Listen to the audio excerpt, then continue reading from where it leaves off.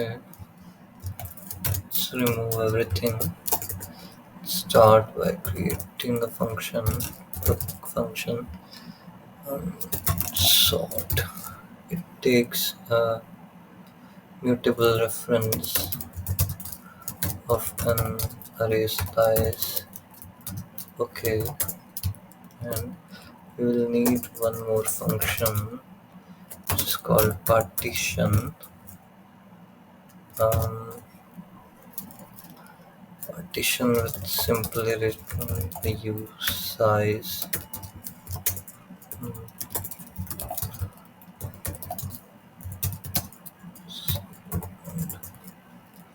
I. Okay, now we check if array is the so if array is empty or has only one element, in that case we consider it to be a sorted array, and then um, next step would be to find the pivot point. So I'll just create that pivot, pivot point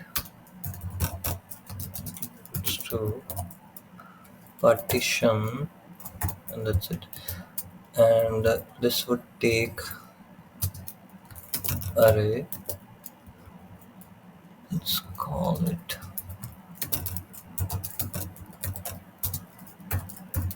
32.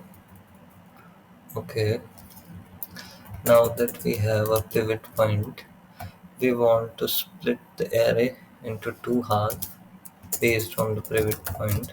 So this would be left and right, and we want array to be split at mute per pivot point. Perfect.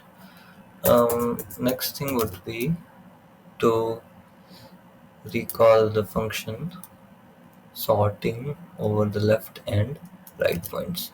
So we want to call the left up to pivot point.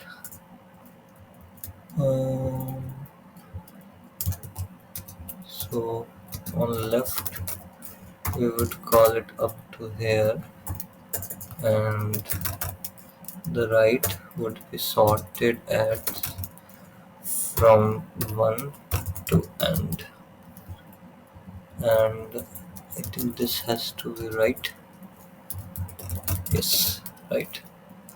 And we want references here. Okay, perfect. Now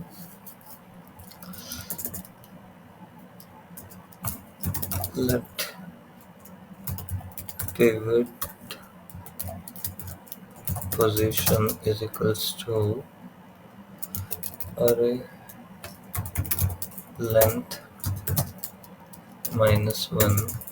So let pivot equals to pivot position. Next thing we need is swapping part. So what we want to be doing is for j in 0 to pivot point position, and if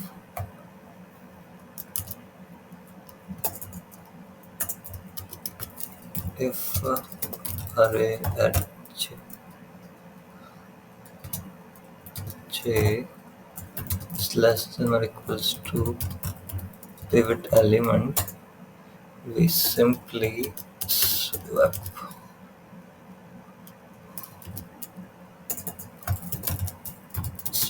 the array by I and j, and then what we want to be doing is incrementing the value of I, right? At the end we would do something like swap I with pivot position. Okay. Looks perfect to me. So sorting part has been done. Now let's go into our test sort, open it in Helix, and add or merge Quicksort. So Quicksort is it path Quicksort, and yes, okay. Now let's go to men. Commenting this. Um, so what we want to be doing is quick sort and sort the input.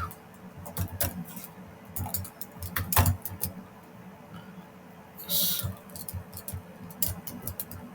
And if we were to do a cargo run,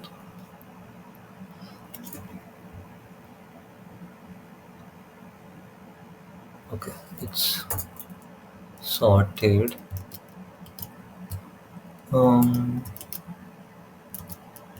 Yeah, here we are to add 0, 55, 34, 1, 60, 60, and 78. Now if we go to run it, hmm, looks perfect to me.